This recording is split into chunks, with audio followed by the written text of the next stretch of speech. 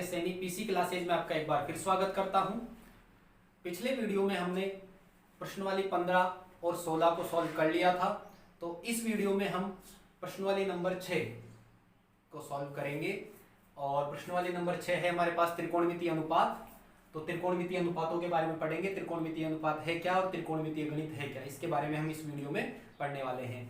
तो वीडियो को देखने से पहले यदि आपने अभी तक हमारे चैनल को सब्सक्राइब नहीं किया है तो हमारे चैनल को सब्सक्राइब करो तथा पास ही बने बेल आइकन को प्रेस करो ताकि आगे आने वाले वीडियोस का नोटिफिकेशन आपको समय पर प्राप्त हो सके। तो देखो, सबसे पहले मैं बात करूं त्रिकोणमितीय अनुपात से पहले मैं बात करूं त्रिकोणमिति किसे कहेंगे। त्रिकोणमिति बात करूं मैं त्रिकोणमिति की या त्रिकोणमितीय गणित। तो किसे कहेंगे त्रिकोणमितीय गणित। त्रिकोणमितीय गणित गणित की वह शाखा है, त्रिकोणमितीय गणित गणित की वह शाखा है जिसके अंतर्गत हम इस त्रिभुज की भुजाओं और इसके कोणों के बीच संबंधों का क्या करते हैं, अध्ययन करते हैं। तो यह गणित की वह शाखा है जिसके अंतर्गत किसी त्रिभुज की तीनों भुजाएं और तीनों अंतःकोणों के बीच हम क्या करते हैं, इनके बीच में जो रिलेशन होता है, जो संबंध होता है, उसका क्या करते हैं, अध्ययन करते हैं। ठीक है, आ गई होगी परिभाषा समझ में। तो एग्जाम में कोई परिभाषा नहीं आएगी, लेकिन फिर भी हमें नॉलेज के लिए पता होना चाहिए कि त्रिकोणमितीय गणित है क्या। ठीक है, एक बार मैं फिर बोल देता हूं, गणित की वह शाखा है ये जिसके अंतर्गत त्रिभुज की तीनों भुजाएं और उसके तीनों अंतःकोणों के बीच संबंधों का क्या करते हैं, हम अध्ययन करते हैं। इसके बाद में बात करें हम त्रिकोणमितीय अनुपात की बात करते हैं। त्रिकोणमितीय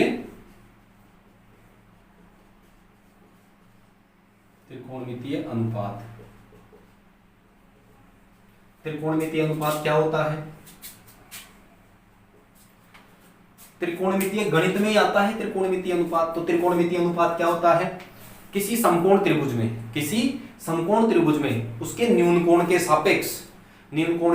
सापेक्ष जो भुजाओं का अनुपात लिया जाता है उसे ही हम क्या कहते हैं, त्रिकोणमितीय अनुपात कहते हैं। किसी न्यून कोण की भुजाओं का अनुपात ही क्या कहलाता है, त्रिकोणमितीय अनुपात कहलाता है। ठीक है, किसी न्यून कोण के सापेक्ष हम उसकी जो भुजाओं का जो अनुपात लेंगे उसे क्या कहेंगे, हम त्रिकोणमितीय अनुपात। तो देखिए, ये त्रिकोणमितीय अनुपात किस तरीके से लिया जाता है, ये त्रिकोणमितीय अनुपात किस तरीके से लिया जाता है, ये अब हम पढ़ने जा रहे हैं। तो देखिए क्या है त्रिकोणमितीय अनुपात और कैसे लेते हैं और कैसे इस गणित को हम पढ़ेंगे और किसको क्या कहेंगे। तो त्रिकोणमितीय अनुपात के लिए मैंने कहा है कि एक समकोण त्रिभुज होना चाहिए हमारे पास। तो आप सब जानते हैं समकोण त्रिभुज, राइट एंगल ट्रायंगल। ठीक है, समकोण त्रिभुज किसे कहते हैं, समकोण त्रिभुज वह त्रिभुज जिसका एक कोण 90 डिग्री का हो उसे क्या कहेंगे, समकोण त्रिभुज कहेंगे। वह त्रिभुज जिसका एक कोण समकोण हो या 90 डिग्री हो उसे हम क्या कहते हैं, समकोण त्रिभुज कहते हैं। तो देखिए, ये एबीसी एक समकोण त्रिभुज है कि नहीं है, इसमें बी कोण कितना है, 90 डिग्री है। तो ये समकोण त्रिभुज हो गया नहीं हो गया। मैं त्रिकोणमितीय गणित से पहले, त्रिकोणमितीय अनुपात से पहले मैं इस त्रिभुज की बात कर लेता हूं। तो इस त्रिभुज में, समकोण त्रिभुज में पाइथागोरस सूत्र लगता है। तो पाइथागोरस सूत्र क्या होता है, लंब स्क्वायर प्लस आधार स्क्वायर बराबर में कर्ण स्क्वायर। और हम कक्षा 10 में प्रश्नवाली नंबर 11 में इस प्रमेय को सिद्ध भी करेंगे, पाइथागोरस प्रमेय को। तो कर्ण स्क्वायर बराबर में क्या होता है, लंब स्क्वायर प्लस आधार स्क्वायर। अब हमें पता होना चाहिए कि इसमें कर्ण कौन सा है, लंब कौन सा है और आधार कौन सा है। ये हमारे त्रिकोणमितीय अनुपातों में क्या आएगा, काम आएगा, यूज आएगा। वहां इसका यूज होगा कि लंब, आधार और कर्ण कौन कौन से होते हैं। तो हमें पता होना चाहिए। पाइथागोरस सूत्र भी होता है हमारे पास, कर्ण स्क्वायर बराबर में लंब स्क्वायर प्लस आधार स्क्वायर। तो हमें पता होना चाहिए कि कर्ण कौन सा है, लंब कौन सा है और आधार कौन सा है। तो देखिए, ये तो फिक्स है कि 90 डिग्री के सामने वाली भुजा हमेशा क्या होती है, कर्ण होती है। किसी समकोण त्रिभुज में 90 डिग्री के सामने वाली भुजा क्या कहलाती है, कर्ण कहलाती है। तो बताइए ये कर्ण हो गया नहीं हो गया। अब बात किसकी आई, लंब और आधार की। लंब और आधार की, यदि मैं पाइथागोरस सूत्र की बात करूं तो किसी को भी हम लंब, इन दोनों में से किसी को भी लंब मान लेंगे और किसी को भी आधार मान लेंगे। आगे क्या बात समझ में।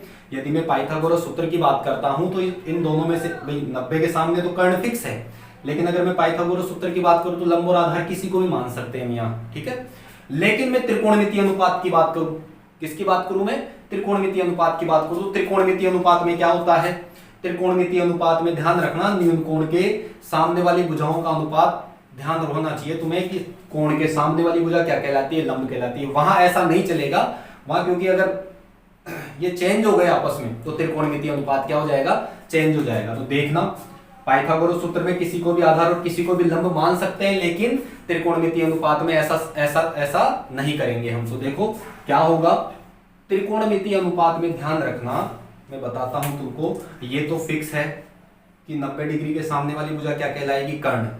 अब बात आती है लंब और आधार किसको माने हम त्रिकोणमितीय अनुपात में। तो लंब और आधार मानने के लिए ध्यान रखना, यदि मैं ये कितने न्यून कोण है मेरे पास, इसमें 2 न्यून कोण है, तो यदि मैं इस न्यून कोण की बात करूं तो इसके सामने वाली भुजा क्या कहलाएगी, लंब, और तीसरी भुजा बच गई वो क्या कहलाएगी, आधार। तो देखिए 90 डिग्री के सामने वाली भुजा कर्ण, और जिस कोण की हम बात कर रहे हैं या जिस कोण का हमें त्रिकोणमितीय अनुपात लेना है, जिस कोण का हमें त्रिकोणमितीय अनुपात लेना है, उसके सामने वाली भुजा क्या कहलाएगी, लंब। जैसे मैं मान लेता हूं मेरे को ये कोण चाहिए, या मैं इस कोण का त्रिकोणमितीय अनुपात लेना चाहता हूं, किसका, इस कोण का, थीटा का। तो इस थीटा के सामने वाली भुजा क्या कहलाएगी, ये लंब, ध्यान रखना। और तीसरी बच गई जो भुजा क्या कहलाएगी, आधार। जनरली टीचर क्या करते हैं, इसको लंब मानते हैं और इसको आधार मानते हैं त्रिकोणमितीय अनुपात में भी, तो गलत है, ध्यान रखना। यदि मैं कोण ये ले लूं, कोण कौन सा ले लूं मैं, ये ए, इसकी बात करूं मैं, इसको थीटा मान लूं, इस कोण को मैंने क्या मान लिया, थीटा, तो इसके सामने वाली ये भुजा लंब होगी कि नहीं होगी, 90 के सामने कर्ण, और कोण के सामने वाली भुजा, न्यून कोण के सामने वाली भुजा लंब, और तीसरी भुजा बच गई जो क्या हो गई, आधार। आ गया होगा यहां तक समझ में। अब ये त्रिकोणमितीय अनुपात है क्या, ये त्रिकोणमितीय अनुपात यही है कि इन भुजाओं का अनुपात हम कितने तरीके से ले सकते हैं। इन भुजाओं का अनुपात हम 6 तरीके से ले सकते हैं। 6 तरीके कौन कौन से हो गए, जैसे एक तरीका तो ये हो गया आधार बटे लंब, एक त्रिकोणमितीय अनुपात हो गया ए बी बटे में BC, आधार बटे लंब। तो दूसरा त्रिकोणमितीय अनुपात क्या हो जाएगा, लंब बटे आधार। तो 2 अनुपात हो गए, नहीं हो गए, कितने अनुपात आएंगे मैंने बताया 6, 2 तो इनके आधार बटे लंब और लंब बटे आधार, और 2 इनके आधार बटे कर्ण और कर्ण बटे आधार, और 2 इनके लंब बटे कर्ण और कर्ण बटे लंब। तो बताइए कितने त्रिकोणमितीय अनुपात हो गए, टोटल 6। और इन 6 त्रिकोणमितीय अनुपातों को ही हम संक्षिप्त में, शॉर्ट में हम क्या मान लेते हैं, sine theta, cos theta, cosec theta, और टेन थीटा, कोट थीटा और सेक थीटा। ठीक है, तो इन्हीं को हम नाम दे देते हैं। जैसे लंब बटा कर्ण को हम क्या बोलेंगे, साइन थीटा, और आधार बटे कर्ण को हम क्या बोलेंगे, कोस थीटा, और लंब बटे आधार को हम क्या बोलेंगे, टेन थीटा, और आधार बटे लंब को हम क्या बोलेंगे, कोट थीटा, और कर्ण बटे लंब को हम क्या बोलेंगे, कोसेक थीटा, और आधार बटे कर्ण बटे आधार को हम क्या बोलेंगे, सेक थीटा। तो ध्यान रखना, ये यदि तुम्हें याद नहीं होता तो इसके लिए हमारे पास एक ट्रिक है। वो ट्रिक क्या है, लाल बटा कक्का, लाल बटे में कक्का। तो ध्यान रखना, ये जो फर्स्ट अनुपात है ये हमारा क्या है, यहां कोण कौन सा लिया है मैंने, ये लिया है थीटा, तो इस थीटा के सामने वाली ये भुजा लंब होगी, ध्यान रखना है ना। तो पहला अनुपात क्या है, लंब बटा कर्ण, तो ये क्या कहलाएगा, साइन थीटा। दूसरा अनुपात क्या है, आधार बटे कर्ण, तो ये क्या कहलाएगा, बोलो, कोस थीटा। और तीसरा अनुपात हमारे पास क्या है, लंब बटे आधार, तो ये क्या कहलाएगा, टैन थीटा। जस्ट हम अपोजिट में चलते हैं, रिवर्स में। तो ये लंब बटे आधार तो क्या हो गया, टैन थीटा, और आधार बटे लंब क्या हो जाएगा हमारे पास, कोट थीटा।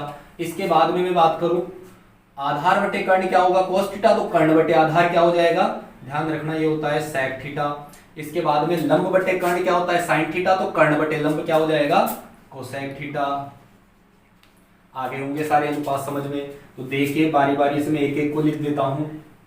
पहला अनुपात हमारे पास है साइन थीटा, दूसरा हमारे पास क्या है, कोस थीटा, तीसरा हमारे पास क्या है, टैन थीटा, चौथा अनुपात क्या है, चौथा अनुपात है हमारे पास कोट थीटा, और पांचवा अनुपात हमारे पास क्या है, सेक थीटा, और छठा अनुपात हमारे पास क्या है,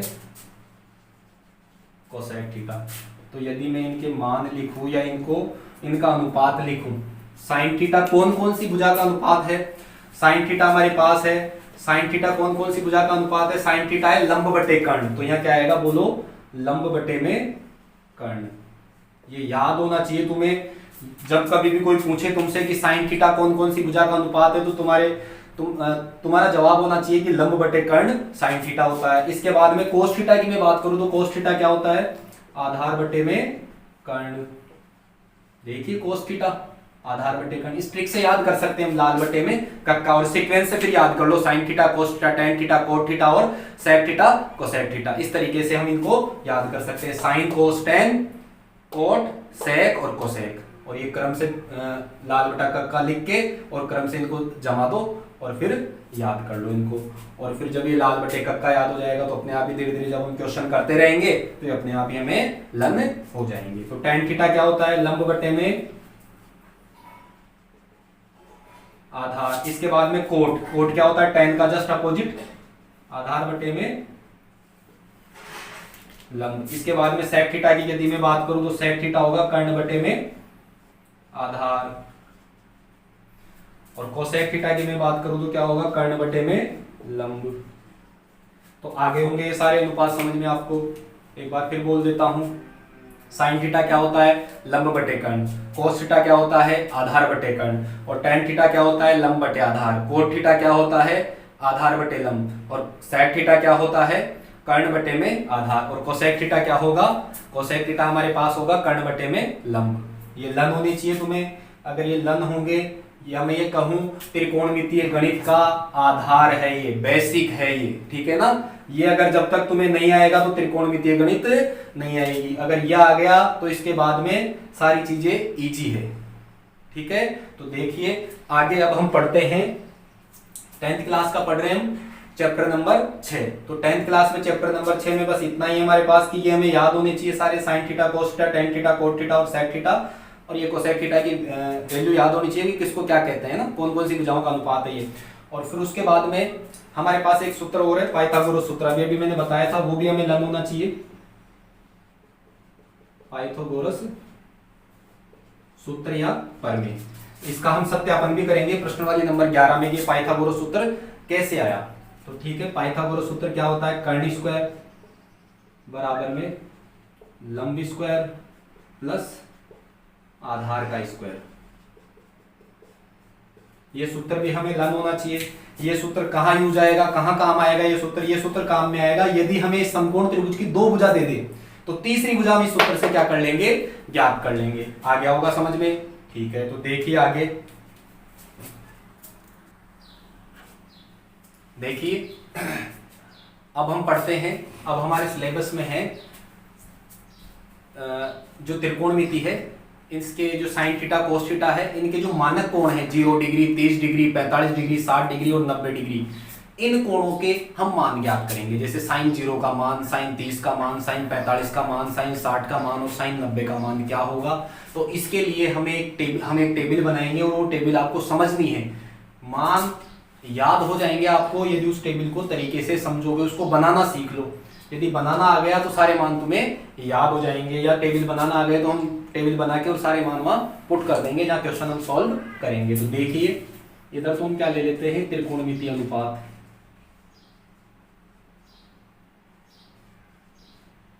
त्रिकोणमितीय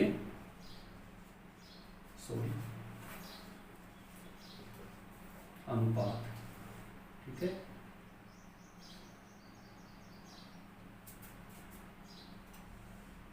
यहां हमने ले लिया कोण,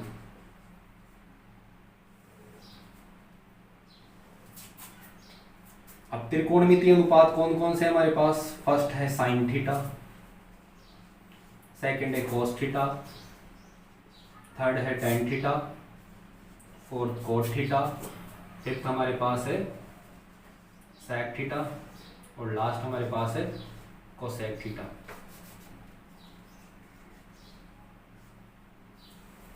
टेबल को बनाना सीखना है, रटना नहीं है। देखो क्या आएगा यहाँ, फर्स्ट sin थीटा है ना, sin थीटा सॉरी,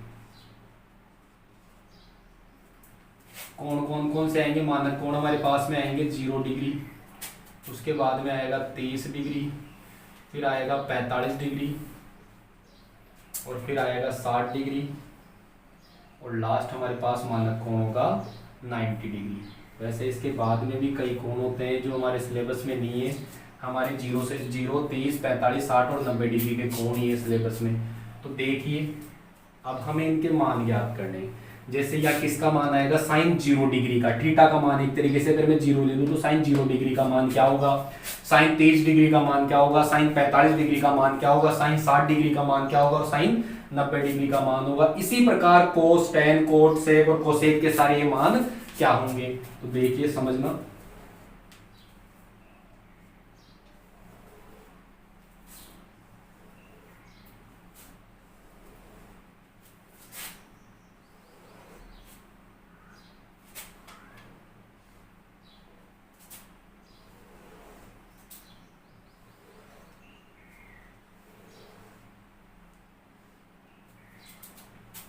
देखिए समझना करना क्या है, हमें 0 से लेके काउंटी लिखनी है, 0 से शुरू करना है। तो 0, 1, 2, 3 और 4 क्या करना है, काउंटी लिखनी है हमें 0 से 4 तक। 0 से शुरू करना है और 4 पे हमारी काउंटी खत्म हो रही है, तो 0 से लेके 4 तक हम क्या लिखेंगे, काउंटी लिखेंगे। और फिर क्या करेंगे, सबको काउंटी 4 पे खत्म हो रही है, 4 पे एंड हो रहा है काउंटी का, तो 4 से इन सबको क्या कर देंगे, डिवाइड। ध्यान रखना 4 से सबको क्या कर देंगे, डिवाइड।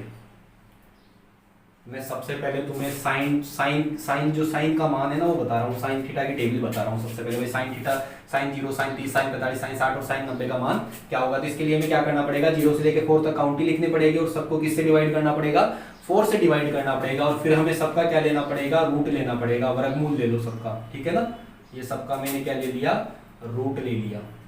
अब इन सबको सॉल्व करके या साइन के नीचे व्यवस्थित कर दो, साइन वाली टेबल में हम क्या कर देंगे, व्यवस्थित कर देंगे। तो देखिए सबसे पहले 0 में 4 का भाग दोगे तो क्या आएगा 0, और 0 का वर्गमूल क्या होता है, 0 ही होता है। तो हम क्या कह सकते हैं कि साइन 0 डिग्री का मान, साइन 0 डिग्री का मान कितना आ गया, 0।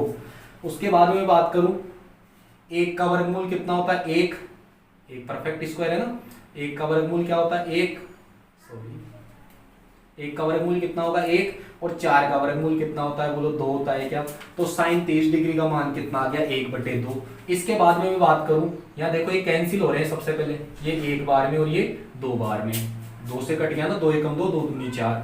अब 1 का वर्गमूल तो क्या होता है 1, और 2 परफेक्ट स्क्वायर नहीं है, पूर्ण वर्ग संख्या नहीं है 2, तो 2 रूट में रह जाएगा, क्योंकि 1 का रूट तो क्या होता है, 1 का वर्गमूल तो क्या होता है 1, लेकिन 2 क्या है, पूर्ण वर्ग संख्या नहीं है, तो इसको हम ऐसे कैसे ही लिख देंगे रूट में, √2। ये तो बाहर निकल जाएगा, ठीक है, क्योंकि 1 का वर्गमूल होता है 1। इसके बाद में बात करूँ, कैंसिल नहीं हो रहे, तो 3 परफेक्ट स्क्वायर नहीं है, 3 पूर्ण वर्ग संख्या नहीं है, तो 3 तो ऐसे कैसे रूट में, और 4 परफेक्ट स्क्वायर है, पूर्ण वर्ग संख्या है 4, तो 4 का वर्गमूल कितना होता है, बोलिए 2। इसके बाद में इसकी बात करते हैं, 4 से 4 क्या हो गया कैंसिल, कितना बचा 1, और 1 का वर्गमूल कितना होता है 1 होता है। तो आ गए क्या मान समझ में। एक बार फिर मैं बता देता हूँ, अगर तुम्हें साइन थीटा की टेबल आ गई समझ में, तो ये सारे मान इजीली तुम सॉल्व कर लोगे। तो देखना सबसे पहले करना क्या है, 0 से लेके 4 तक हमें क्या लिखनी है, काउंटी लिखनी है। फिर काउंटी हमारी 4 पे खत्म हो रही है, तो 4 से ही सबको क्या करना है, डिवाइड करना है। डिवाइड करके सबका क्या लेना है, रूट लेना है, हमें वर्गमूल लेना है, सबका वर्गमूल ले लिए। इसको सॉल्व करके ये साइन के मानों में क्या कर देंगे, हम व्यवस्थित कर देंगे इसकी टेबल में। अब क्या करना है, कोस थीटा का मान ज्ञात करना है हमें, तो कोस थीटा में हम क्या करेंगे, उधर से उल्टा करके लिख देंगे साइन के मानों को। कोस थीटा के यदि हमें मान लिखने हैं तो साइन के मानों को क्या कर देंगे, उल्टा। तो इधर से लिख देंगे 1, फिर क्या आ जाएगा √3/2। पहले ये, फिर ये, फिर ये, फिर ये, फिर ये, ऐसे, ठीक है। तो 1 आ गया, √3/2 आ गया, तो क्या आएगा 1/√2। फिर कितना आ जाएगा 1/2, और फिर क्या आएगा 0। बोलो यहाँ तक आ गया क्या समझ में। इसके बाद में हम बात करते हैं tan की। तो tan के लिए ध्यान रखना, tan का सूत्र होता है, ध्यान रखना tan थीटा का एक सूत्र है, हम आगे भी पढ़ेंगे प्रश्न वाली नंबर 7 में, आप यहाँ याद कर सकते हो। tan थीटा बराबर में होता है sin θ/cos थीटा। यदि हमें tan थीटा का मान ज्ञात करना है, किसका मान ज्ञात करना है, tan थीटा का, तो sin थीटा में cos थीटा का भाग दे दो। tan थीटा का ये सूत्र होता है sin θ/cos theta. tan theta का सूत्र क्या होता है, sin θ/cos थीटा। तो मैं क्या कह सकता हूँ यहाँ tan थीटा के लिए, साइन थीटा में यदि मैं कोस थीटा का भाग दे दूं तो हमें क्या प्राप्त हो जाएगा, tan। किसमें, साइन थीटा में देखो कोस थीटा का भाग लग रहा है, तो साइन थीटा में यदि कोस थीटा का भाग दे दोगे तो किसका मान प्राप्त हो जाएगा हमें, tan का। तो देखिए, तो यहाँ से tan का मान कितना आ जाएगा, tan का मान की मैं बात करूं तो ये साइन थीटा, ये रहा कोस थीटा, ये साइन थीटा, ये कोस थीटा, भाग दो 0/a, क्या होगा 0। अरे 0 में 1 का भाग दोगे, क्योंकि tan थीटा क्या होता है, sin थीटा बटे cos थीटा। तो ये रहा देखो sin थीटा बटे cos थीटा, तो ये sin थीटा बटे cos थीटा ही तो है, तो इसमें इसका भाग लगा लगा के सोल्व कर दो।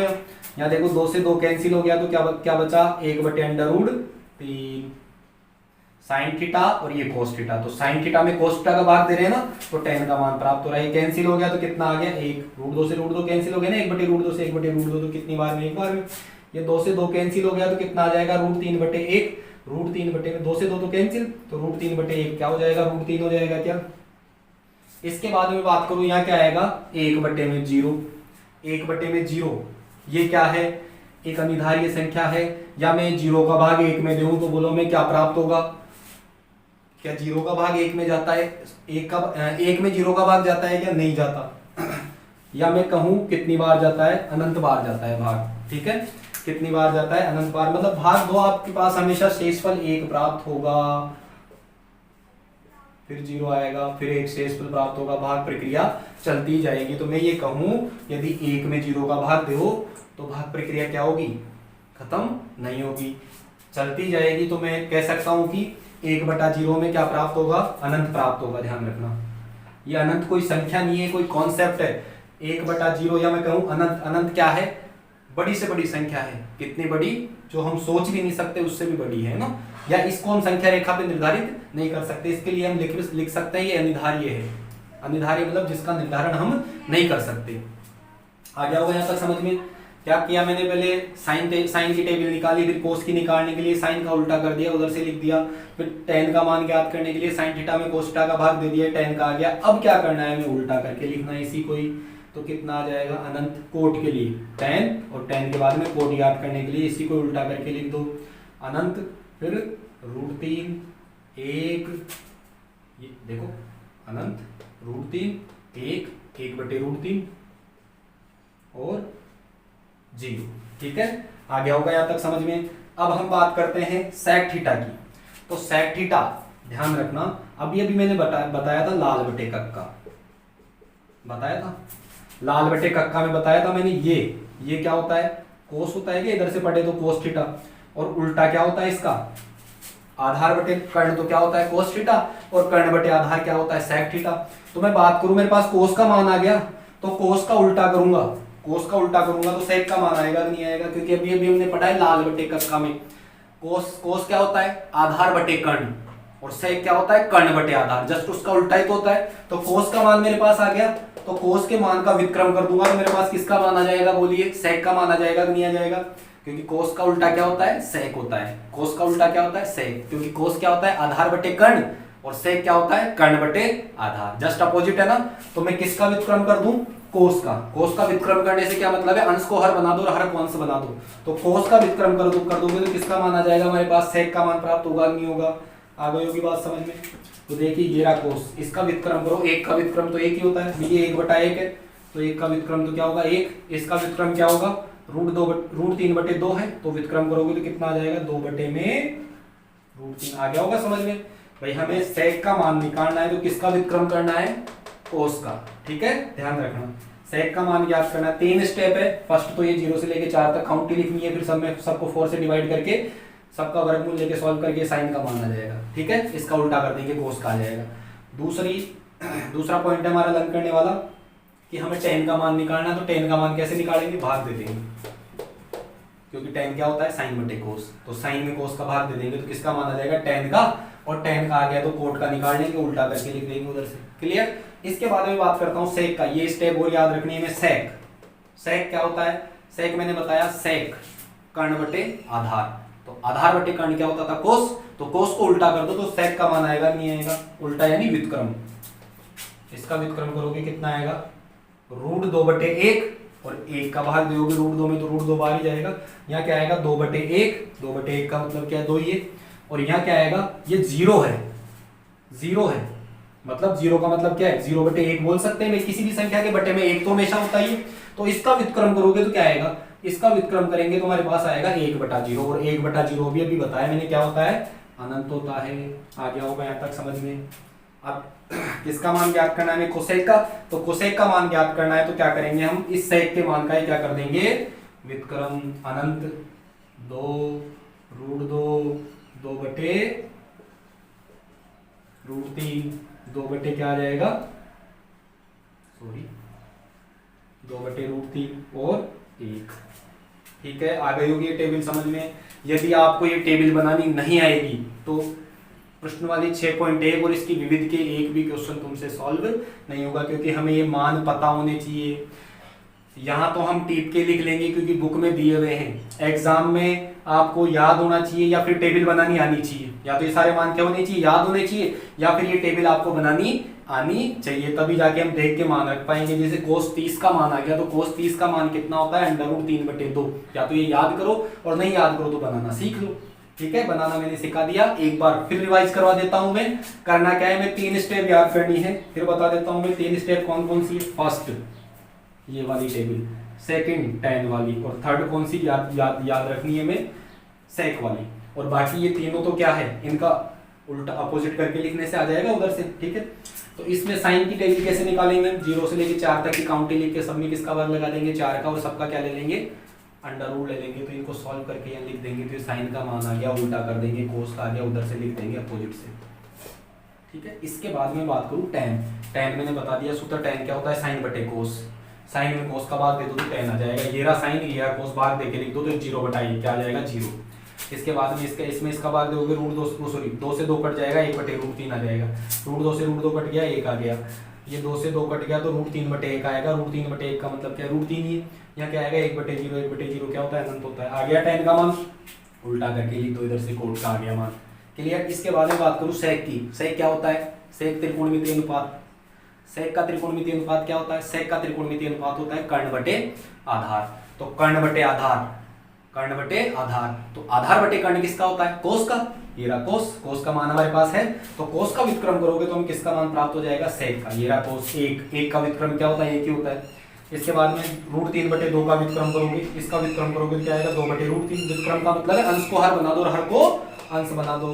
इसके बाद में √1/√2 का व्युत्क्रम करोगे, √2, 1/2 का व्युत्क्रम करोगे 2, और 0 का व्युत्क्रम करोगे तो अनंत, और इसका अपोजिट करके अपन इधर से लिख देंगे तो किसका मान आ जाएगा, बोलो, कोसेक का मान आ जाएगा। ठीक है, यहाँ तक आ गया होगा समझ। देखिए क्वेश्चनों की शुरुआत करते हैं हम प्रश्न वाली 6.1 के। जो फर्स्ट क्वेश्चन है वो क्या है, 2 sin 45 गुणा cos 45। इसको सॉल्व करना है। सॉल्व कैसे करना है, sin 45 का मान रखना है और cos 45 का मान रखना है और इसको सॉल्व करना है। तो देखिए क्या आएगा, 2 तो ऐसे कैसे, ये इंटू है, ध्यान रखना, 2 इंटू sin 45 का मान कितना होता है, 1/√2। फिर इंटू cos 45 का मान भी कितना होता है, 1/√2। ठीक है, अब हम इसको सॉल्व करेंगे तो क्या आ जाएगा, यहाँ से 2 तो ऐसे कैसे, 2 को 1 से करेंगे 2, और फिर 2 को 1 से करेंगे तो क्या आएगा, 2 ही आएगा। ऊपर तो क्या आ गया, 2 √2 क्या हो गया, पूरा 2 हो गया, 2 से 2 कैंसिल हो गया, बोलो कितना आ गया, 1 आ गया क्या। तो इस क्वेश्चन का आंसर कितना हो जाएगा, हमारे पास हल कितना हो जाएगा, 1 आ गया होगा समझ में। बस क्या करना है, टेबल से हमें देख के और मान पुट करने हैं, या फिर हमें ये मान याद होने चाहिए, या फिर हमें टेबल बनानी आनी चाहिए, तब जाके हम इनके मान क्या कर पाएंगे या रख पाएंगे। ठीक है, तो बिना टेबल के इन क्वेश्चनों को आप सॉल्व नहीं कर सकते। तो सबसे पहले हमें टेबल लर्न करनी है या फिर उसको बनाना सीखना है। तो देखिए क्वेश्चन नंबर 2। क्वेश्चन नंबर 2 क्या है, sin 45 गुणा cos 60 माइनस sin 45 गुणा sin 60।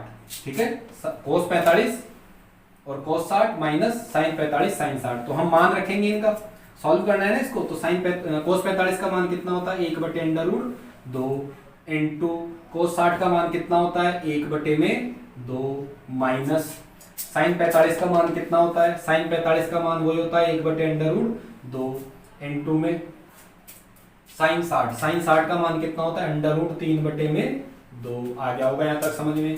अब यदि हम इसको सॉल्व करेंगे तो सबसे पहले तो हमें इनको गुणा करना पड़ेगा, और फिर एलसीएम लेके हम क्या कर लेंगे, इसको सॉल्व कर लेंगे। तो 1 को 1 से करोगे तो कितना आएगा, 1, और 2 को √2 से करोगे तो बोलो कितना आ गया, 2√2 आ गया क्या, माइनस है तो माइनस। √3 को 1 से करेंगे तो बोलो कितना आएगा, √3, और 2 को √2 से करोगे तो कितना आएगा, 2√2।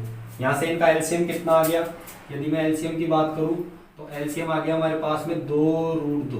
दोनों का एलसीएम सेम है, देखो 2√2 तो 2√2 एलसीएम आ गया। 2√2 से 2√2 कैंसिल क्या बचा, 1, माइनस 2√2 से 2√2 कैंसिल क्या बचा, √3। तो या तो ये आंसर हो जाएगा, या हमें इस प्रश्न वाली में ध्यान रखना है जब कभी भी हमारे बटे में रूट आ जाए तो उस रूट को हमें क्या करना पड़ेगा, बटे से हटाना पड़ेगा और फिर आंसर देना पड़ेगा। तो बटे में से रूट को हटाने के लिए क्या करेंगे, हम हर का परिमेयकरण कर देंगे। मतलब √2 आ रहा है तो √2 से इसको क्या कर देंगे, ऊपर नीचे मल्टीप्लाई कर देंगे। मतलब अंश और हर में किससे मल्टीप्लाई कर देंगे, √2 से। तो हम क्या लिखेंगे यहाँ, हर का परिमेयकरण करने पर, हर का परिमेयकरण करने पर। यदि मैं हर का परिमेयकरण करूंगा तो क्या आएगा, देखिए ये तो ऐसे कैसे 1 माइनस √3, ये तो ऐसे कैसे 1 माइनस √3 बटे में क्या है 2 √2 और इनटू में क्या करना है हमें, √2 से ऊपर नीचे गुणा, क्योंकि ये √2 आ रहा है ना, इसको हटाना है तो ये √2 का बटेगा, या ये रूट का बटेगा जब √2 से गुणा हो जाएगा, √2 पूरा 2 हो जाएगा। ठीक है, आगे सॉल्व करें, 1 माइनस √3, ये ऐसे कैसे, और ये गुणा में कितना आ गया, यहाँ लिख देता हूँ √2 को, गुणा यहाँ करो, यहाँ आगे से करो, एक ही बात है।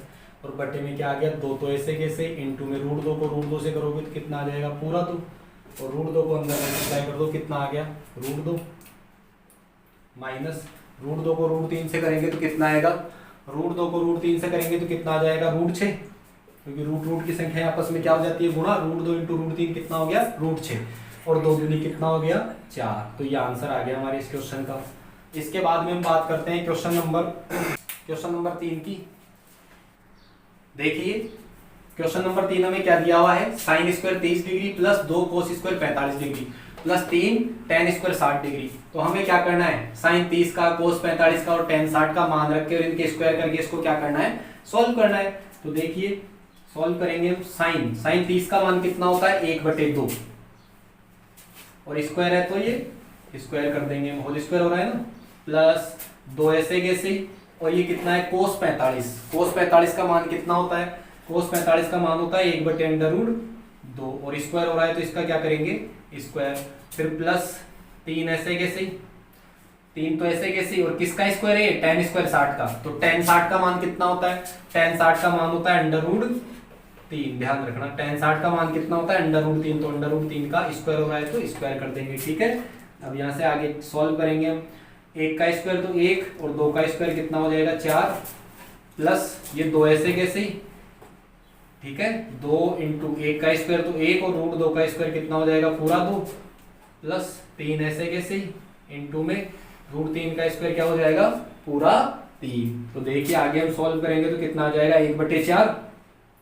प्लस 2 एकम 2, या मैं ये कहूँ 2 से 2 कैंसिल हो गया क्या, तो कितना बचा 1, 2 से 2 कैंसिल हो गया, कितना बचा 1, प्लस 3 तिया 9।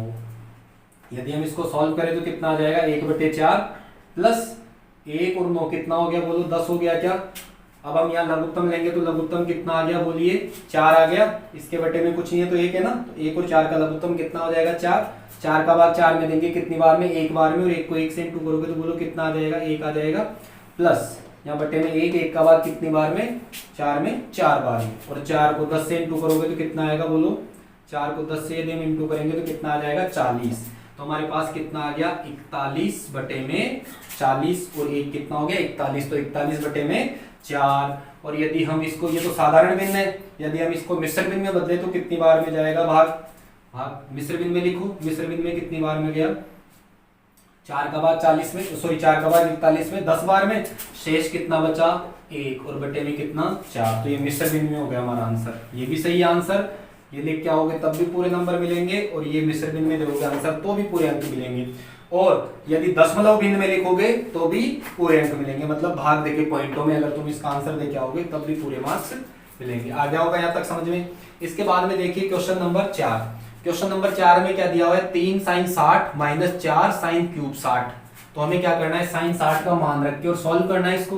तो देखिए ये 3 तो ऐसे कैसे, sin 60 का मान कितना होता है √3 बटे में 2, तो ये √3 बटे में 2, sin 60 का मान रख दिया मैंने, माइनस है तो फिर माइनस 4 ऐसे कैसे, इनटू में sin 60 का मान √3 बटे में 2, और उसका क्या करना है क्यूब करना है, घात कितनी लगानी है 3। ठीक है, सॉल्व करेंगे क्या आ जाएगा, 3 को √3 से करेंगे तो क्या आएगा 3 √3 बटे में 2।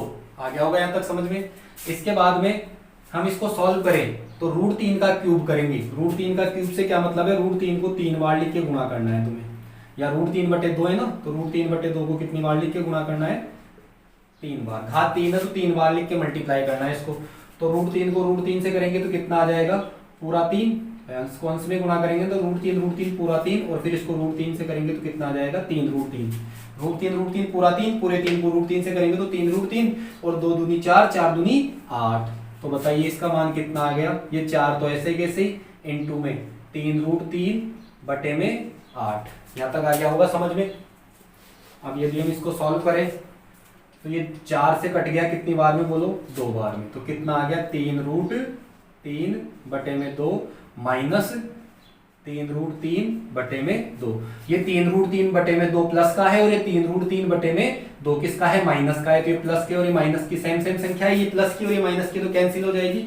बोलो कितना आ गया, 0 आ गया इसका आंसर। आई होप कि आज का टॉपिक आपको समझ में आया होगा। यदि फिर भी किसी क्वेश्चन में कोई प्रॉब्लम हो तो कमेंट बॉक्स में अपना कमेंट जरूर करें, वीडियो को लाइक करें, कमेंट करें और अपने दोस्तों के साथ शेयर करें। Thank you.